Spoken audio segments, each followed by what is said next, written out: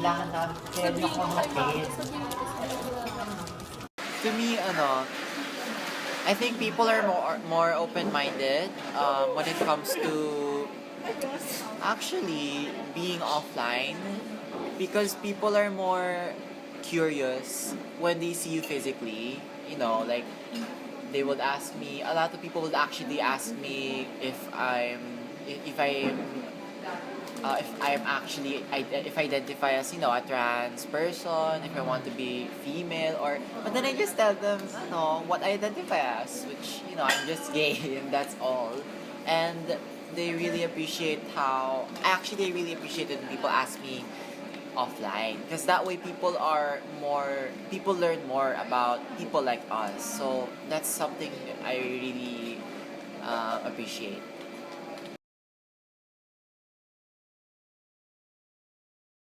Yes, I believe it greatly contributes to respect the gender preferences and all.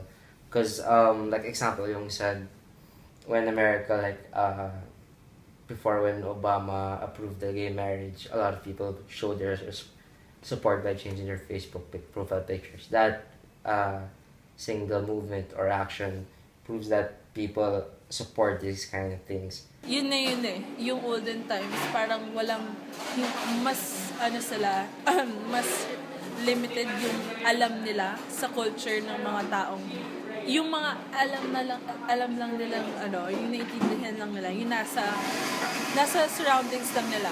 So, alam mo yun, parang mas kung ano yung nakikita nila, yun na lang yung ina-accept nila. Kesa ngayon na parang, ganito siya, ganito, may ganito dito sa place na to. Parang mas mas open na sila ngayon. Dahil nga, good sa internet talaga, sa social media. Ako, yes. Kasi simple lang. Dahil sa internet, it made the world more a little bit connected with each other. So like parang, Asia, alam na yung kung ano nangyayari dun sa America. Like, same, yung mga communities, like, open, nag-change na sila ng ideas. So parang yun, mas madami na open-minded. Like, okay, ganito pala sila doon. So we should, ini-embrace nila yung pagka-different ng ibang, yun.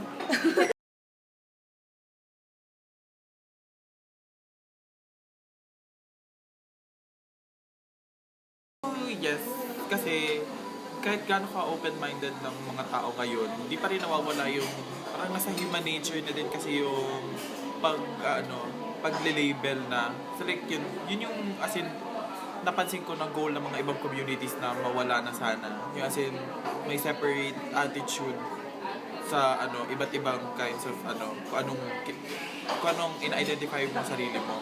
So yun, meron pa rin.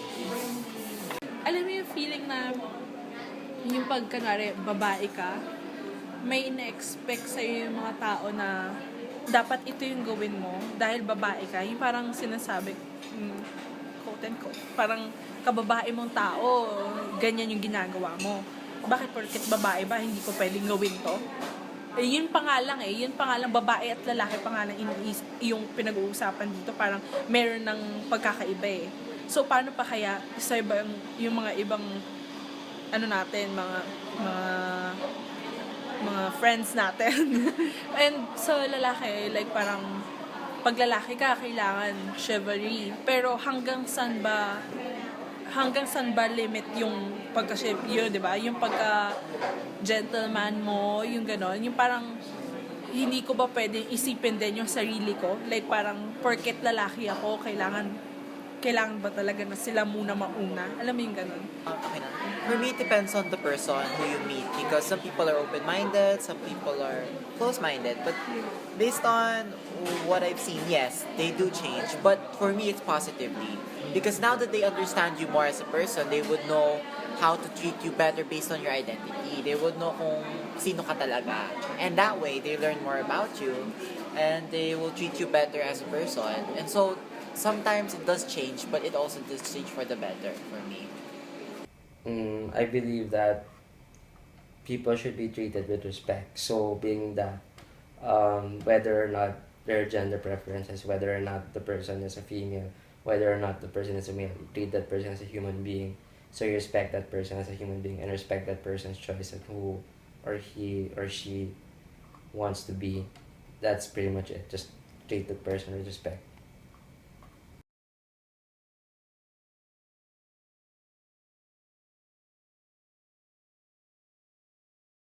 For me, the first thing I would like to touch upon is actually the person's identity.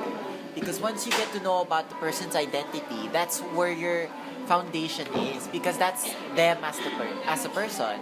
Even if a lot of people change, their identity will always remain to themselves. They mold it as they are. And so once we get to know a person's identity, we're able to build around that. We're able to go around we're able to go around them and know more about them in a more, 360-degree angle. Because that way, when you know their identity, you're actually getting to know the actual basis of where everything comes from. So, for example, maybe if they're, let's say, they're trans, maybe they're into trying to be feminine, or you get to know more about them the more you know about person's identity. And I think that's the core aspect we need to look into whenever we're talking about a person's life. So that's what I think. I-talk about is yung, as in know the different kinds of parang of different kinds of gender. Like, as in, wag mong i-generalize na, okay, heterosexual and homosexual. Kasi there are different kinds of homosexual. At the same time, there are different kinds of hetero din. Yun lang. Gusto ko yun. And yun nga, sexuality is a spectrum. So, if we judge a person just by one thing, you will never actually be sure where they lie on that thing. Because it's like gender is fluid. It doesn't stay solid. It can move around. It's like a pool that people dive into, and we stay on different parts of it where we're comfortable about it. So that's what I think, how it can be applied in an analogy. I don't think we should focus more on gender inequality. I think we should focus more on gender respect. Because whether in my perspective, inequality or equality can never really be established with the male and the female, because we're really made differently. So it's better to respect who we are as human beings and not try to compare it, not to make it equal between both the both genders. So ito yung nakita ko, so explain na gusto instead of parang aim for equality first, aim for equity, parang gender equity na lang muna.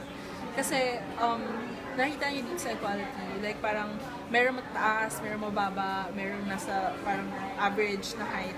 Pero binigyan sila, yung parang pag-i-equal, nagbigay sila ng tag-isang box.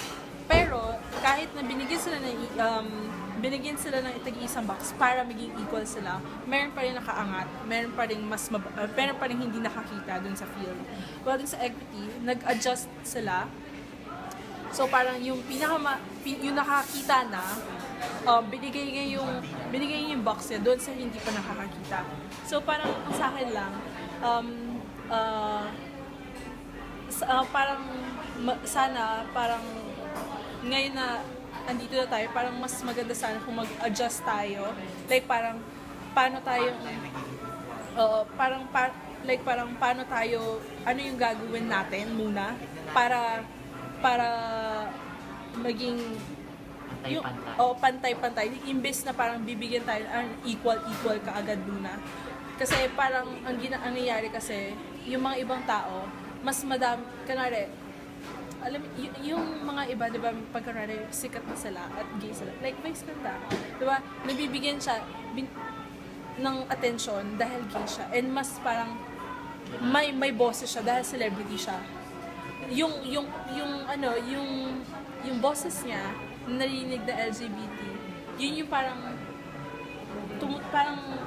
yun yung narinig eh, like yung opinion lang yung narinig niya, hindi lahat. Gets mo? Hindi lahat ng tao nakatulad niya. Oo, kasi diba? hindi sikat lahat. Kasi hindi naririnig boses dahil iba sila eh. Kung kunwari, ordinary yung tao ako at siya si Vice Ganda, sino mas mapapakinggan mo? course, si Vice. Di ba? Si Vice. So parang, sana kung ano yung opinion ko, and ano opinion mo, parang respetuhin lang muna. Hindi talaga Diba? equal yung tao. Kasi meron Respetuhin talagang mas muna. mayaman, may mas mahirap. And so we need to find our way as a society. Kung paano tayo mag-adjust, like she said, na para tulungan natin ang isa't isa para maging equal naman. So we can find a balance towards all of us. We don't have to aim for equality. Agad-agad. But what we can do is actually focus on interacting better with people.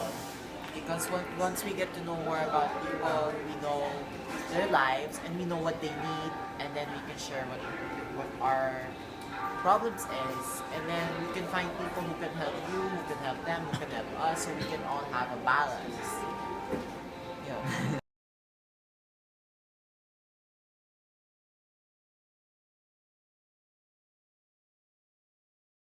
Going back to what I said about respect, that's the important part about it. When I'm talking about gender preferences, you should really just learn how to respect a person.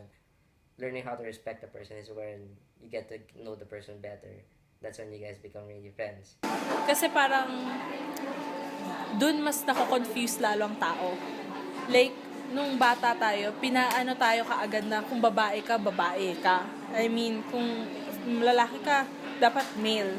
And I think na since 2016 na nga, yun na nga yung excuse, since 2016 na nga, parang hindi dapat tayo kumumporme lang kung ano yung parang dating gawin. Alam mo yun?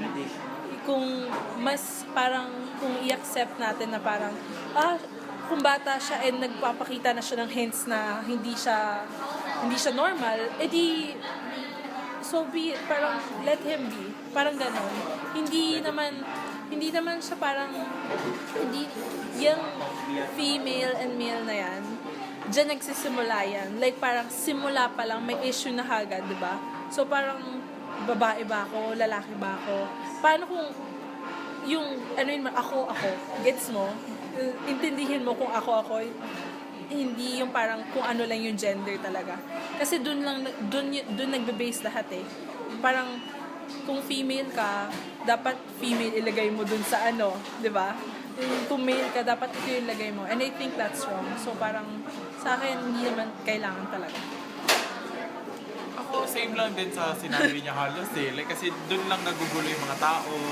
Tapos di naman din talaga kailangan ng ano, hindi kailangan ng label yung kung yung mga tao. So, parang no. Yun lang. Actually, for me, I think it's actually okay if we get to know more about people and their gender identity. But what other people may confuse this for is for gender conformity. I think gender conformity is, not really a good thing because you're conforming. You're not actually following your values as a person and your identity yourself. For me, I think it's important we're getting to know more about gender and that there are so many different types of different gender identities, and and people aren't just male or female. There are intersex people. There are people who are heterosexuals, homosexuals, bisexuals, asexuals, so many different types of people. And I think it's important that we look into this. But for me, the only thing I don't like about